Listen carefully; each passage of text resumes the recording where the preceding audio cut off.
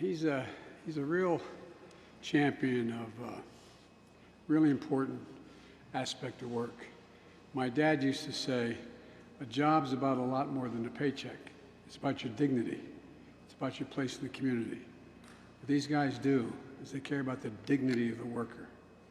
And I see things are really beginning to change. I really believe it. And Senator Portman, since he's not running again, I can say all the nice things about him that I want. And it won't get him in any trouble because he's leaving. But Rob spoke at the White House when I signed the bipartisan infrastructure law that they both helped put together. And the truth of the matter is we may not agree on everything, although we agree more than he wanted to admit. I want to thank him for his leadership for bringing folks together to find common ground. You know, things have kind of changed since the days when I first got there. He's been there a couple terms. I was there. I got elected when I was 29 years old in the United States Senate from a very modest background, and I was there for 36 years before becoming vice president. We always used to fight like hell, and even back in the old days when we had real segregationists like Eastland and Thurman and all those guys. But at least we end up eating lunch together. Things have changed. We got to bring it back. And Rob, I'm sorry you're leaving because you're one of the good guys. I mean because the way you treat other senators, the way you treat everybody. I appreciate it. And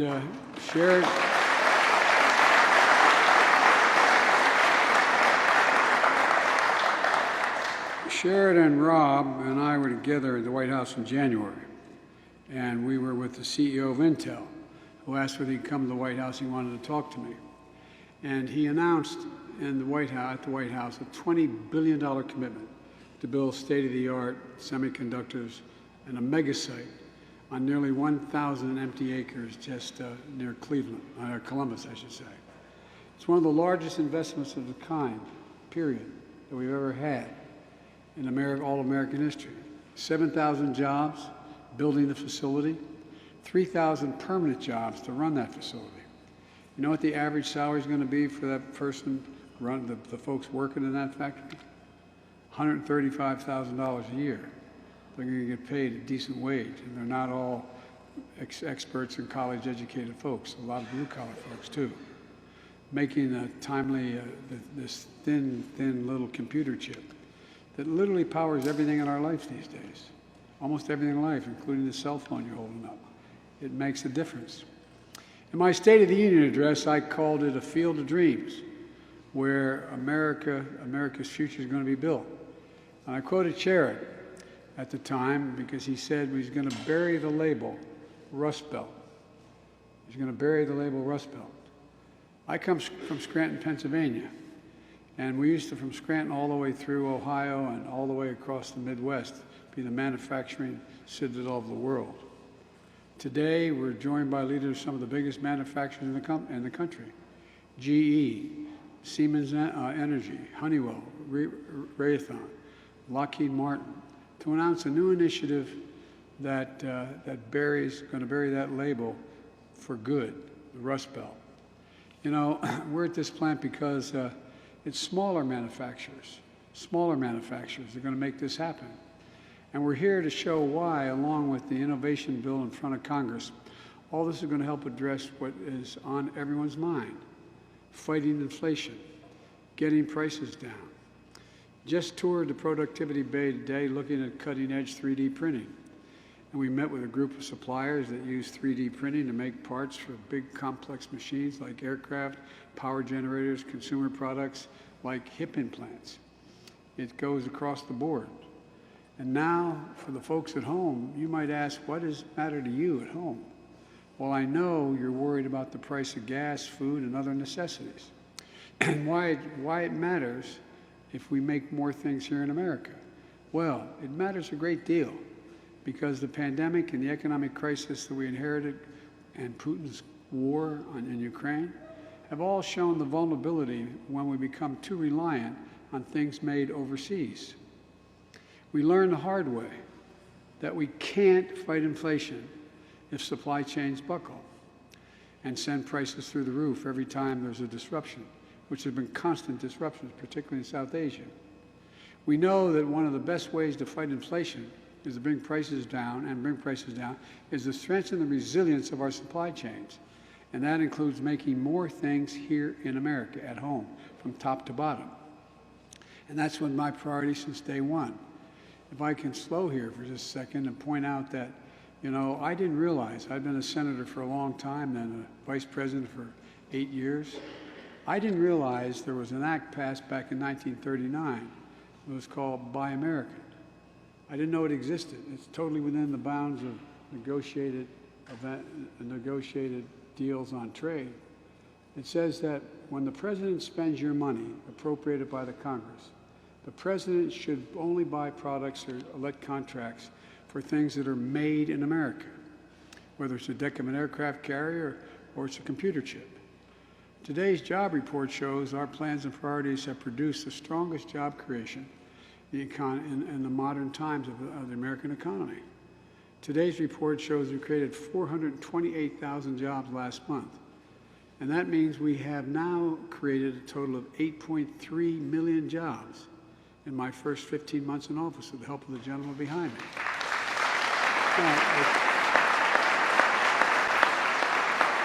The unemployment rate now stands at 3.6%, the fastest decline in unemployment in the start of a president's term ever recorded. Again, because of the guys behind me. Black unemployment has been cut nearly in half since I took office. And unlike previous administrations, where the deficit went up, every single year we've reduced the deficit. Last year, with all we've done, we've reduced the deficit. Does this work? We reduced the deficit by a total of $350 billion. That's reduced the deficit last year. And this year, by the end of the fiscal year, by October 1st, we will reduce this year's deficit by $1.5 trillion. Never in the history of America has that happened before. And the backbone of our recovery is manufacturing. Manufacturing employment is up in America 545,000 jobs since I took office, the largest 15-month gain since 1985. And these manufacturing jobs matter because they fuel our economic growth. They fuel exports. And as we've seen, they can fuel innovation. And that is a critically strong economic growth that we need. And folks, look, and in small and large towns across America, they bring quality jobs and middle-class jobs to people. If you again excuse me to digress a second, when I ran, I made it clear, and I'm no bones about it. I was a senator for 36 years, so I'm not new to this. I'm tired of trickle-down economics. I've never seen it really work. But I tell you what, I'm a capitalist. I want to build this economy from the bottom up and the middle out, because when that happens, everybody does well. The poor have a way up, the middle class do fine, and the wealthy do very, very well. Never get hurt when that happens. Just ask small manufacturers here today in Ohio, Illinois, Florida, Connecticut, Virginia. They know what's going on. Folks, here, all of you know, every one of you know, that competitiveness and resilience of American supply chain rests on tens of thousands of small-sized manufacturers like the ones I met here today. That's where the supply chain in America is. And they account for nearly 99% of all manufacturing enterprises and more than 5 million American jobs. And every General Electric, Honeywell, Siemens Energy, Raytheon, Lockheed Martin, there are hundreds, for every one of them, there's hundreds of, if not thousands of smaller suppliers that help these iconic American businesses compete globally. And when they do well, the big businesses do even better. These small firms are the foundation of America's industrial base. And increasing their capacity, which these big businesses are doing as well, is critical to making more things in America, getting products faster and cheaper and reliably and out-competing the rest of the world. That's what it's about. But here's the deal. 3D printing technology is incredible. It can reduce the parts and lead times by as much as 90%. Not always, but as much as 90%. Slash material costs by 90%. And cut energy use in half. That all helps to lower the cost making goods here in America. But not as small and medium-sized firms have access to the resources and financing and support they need to adapt to this technology until today. The executives here today have agreed to launch a new compact between large, iconic manufacturers and smaller American suppliers. A commitment by these large companies to help those smaller ones adapt new technologies so we can continue to be the leading exporter of aircrafts and engines and in areas like medical devices, clean energy, technologies, and so much more. Look, our hope is that the compact will grow with more companies and expand into different industries. And as part of this initiative, agencies across the federal government, all across the federal government, are going to step up with access to loans, technical assistance, and so much more, including education. We're supporting this new partnership because this private sector has told us they can't do it alone. I'm a capitalist. I'm here and I believe in the free market. But I believe in the federal government's obligation to invest in America itself, invest in American workers. And we're at risk of falling behind. Decades ago, the federal government used to invest 2% of our entire GDP, 2% of our GDP in research and development. Well, guess what? We're down to invest in less than 1%. We were ranked #1 in the world in R&D 3 decades ago. #1. Now we're ranked #9 in the world. China was #8 in the world 30 years ago. Now they're #2 in the world. We've got to up our game. It's a simple proposition.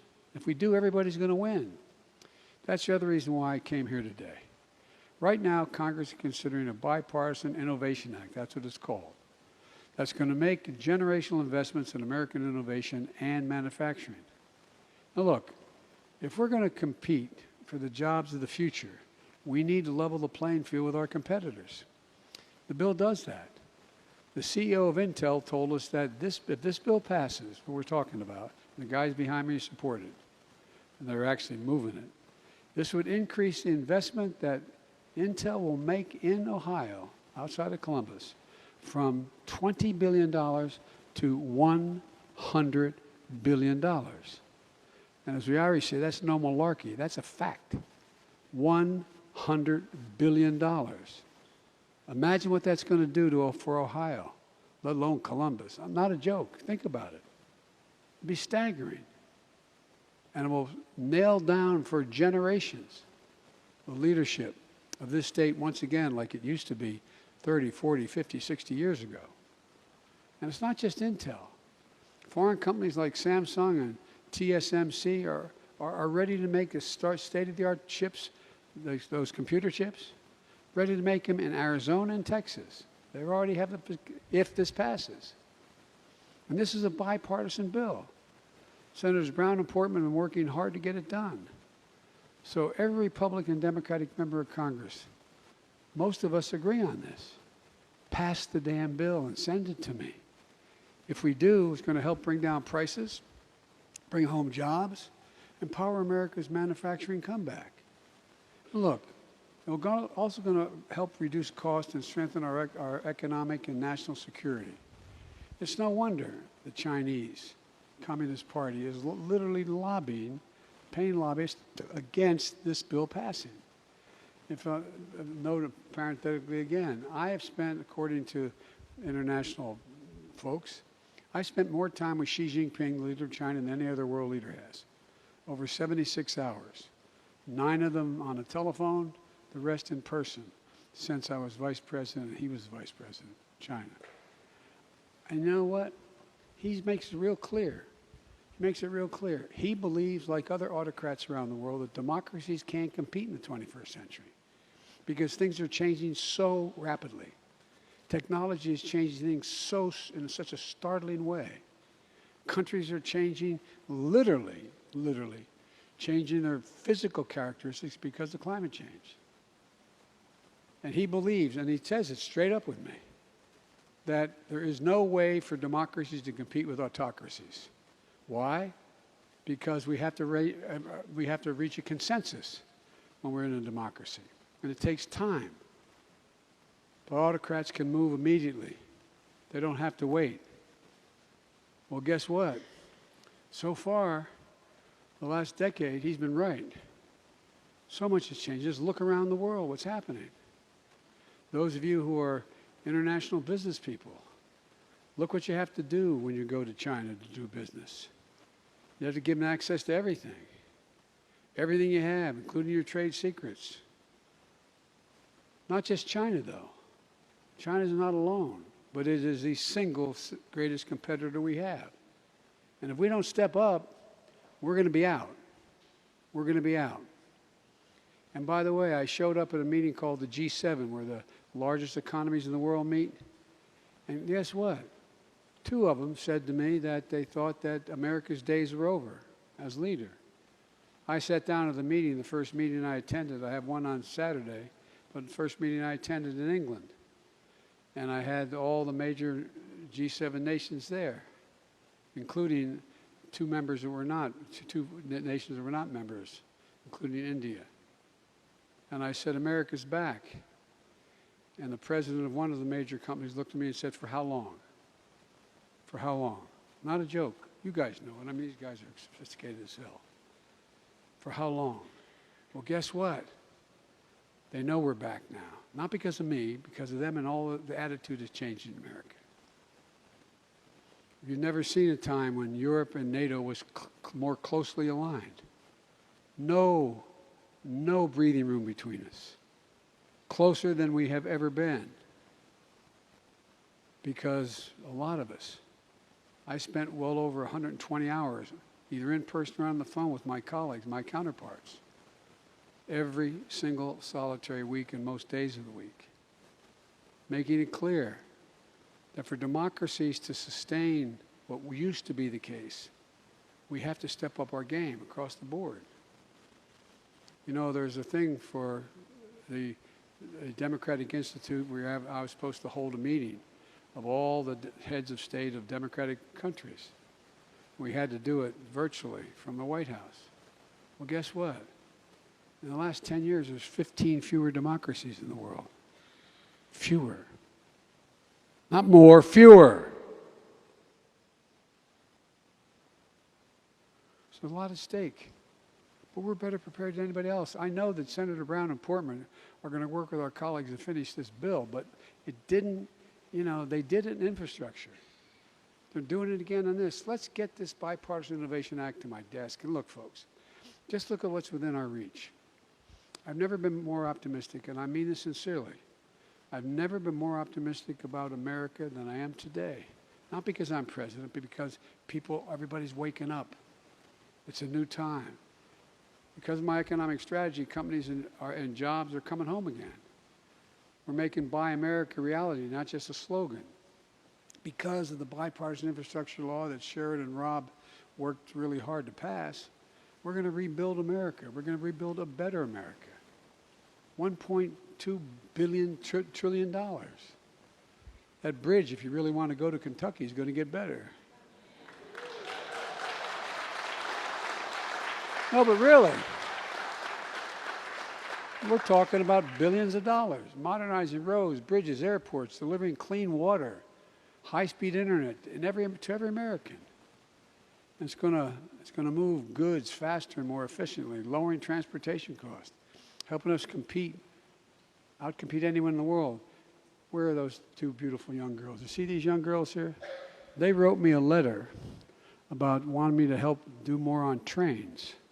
Well, guess what? Because of the guys behind me, we have allocated more money for rail systems in America than the entirety of the Amtrak appropriation began the first. And I know about Amtrak. I've traveled 1.2 million miles on Amtrak because I commuted every single solitary day, 270 miles a day, as my colleagues can tell you when the Senate was in session. You get a kick out of this, Sherrod. The Secret Service doesn't like me taking the train because it stops too many places. And so I was riding home, though, to see my mom, who was living with me because she was in hospice, and on a Friday. And a guy named Angelo Negri, a senior conductor, walked up and said, "Joey, baby," grabbed my cheek. I thought he was going to shoot him. You know, they go, "Joey." I said, Ange, I said, he's okay, he's a friend. True story. He said, what's all this I read in the paper? You travel over 1 million miles on Air Force planes. Every single mile a vice president or president travels, they keep a public record of on an aircraft, an American aircraft. And he said, the boys and I were at the retirement dinner up in Jersey. So we figured it out.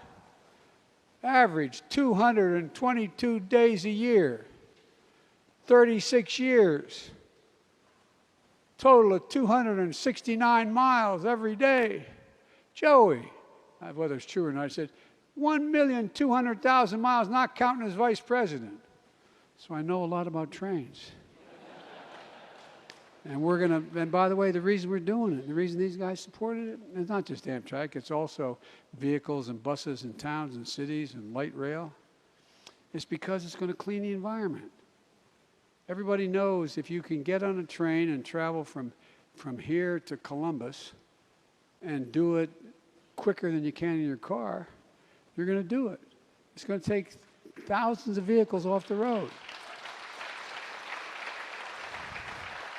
But my point is, folks, look, there's so much we can do.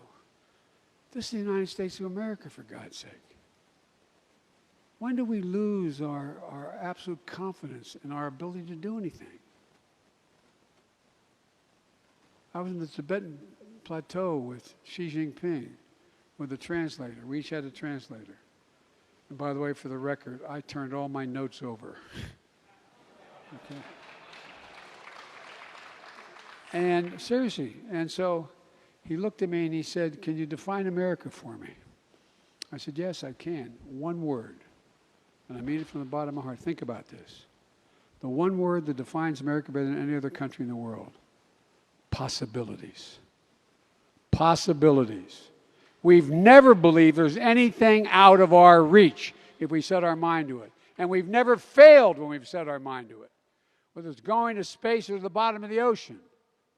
This is the United States of America, for God's sake. Look, I just told you about those computer chips in Intel. It's going to make them here in Ohio. Well, America invented those chips. We invented them, nobody else. They helped power the NASA mission to the moon. They gave us a military edge in the Cold War. And the federal investment from NASA in the military that kept fledgling chip industry alive, brought down the cost of making them, built a market, ushered in a new digital age. But then we stopped investing in ourselves. These chips are now predominantly made overseas. We learned a hard lesson during the pandemic. 1/3 of core inflation we faced last year is because of automobiles, the cost. Why? We had a lot of buyers because wages went up 5.5%. People wanted to buy things, but why couldn't they buy them? Because they couldn't make them. Why couldn't they make them? They didn't have the chips, the shortage of semiconductors.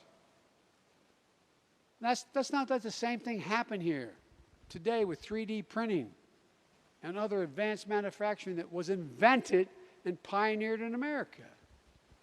These technologies revolutionize the way of life. They keep prices low for businesses and families. So let's make them in America again. Let's build a future here in America. Let's remember who in God's name we are. We're the only country in the world. And the reason why we're sometimes called ugly Americans who can be defined by the notion of possibilities. There's nothing beyond our capacity. Nothing beyond our capacity. Not a single thing. If we act as the United States of America. The United States of America.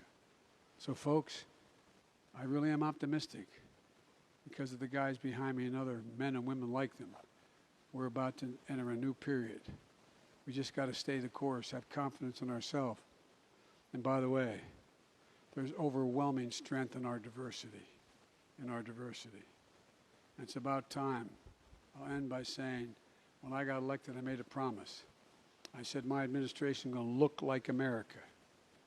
Whether it's a vice president or a secretary of state or a cabinet member or a senior person, it's going to look like America.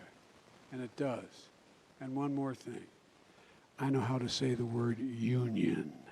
Not labor, union. The single best workers in the world. So folks, let's go do this, okay? I want to thank the folks here. I want to thank all the major corporations here. And I want to thank what you're doing, all the small businesses we're going to bring together here. You're bringing together because we're going to provide good, decent jobs. And we're going to educate people to be able to handle all these jobs. God bless you all, and may God protect our troops. Thank you.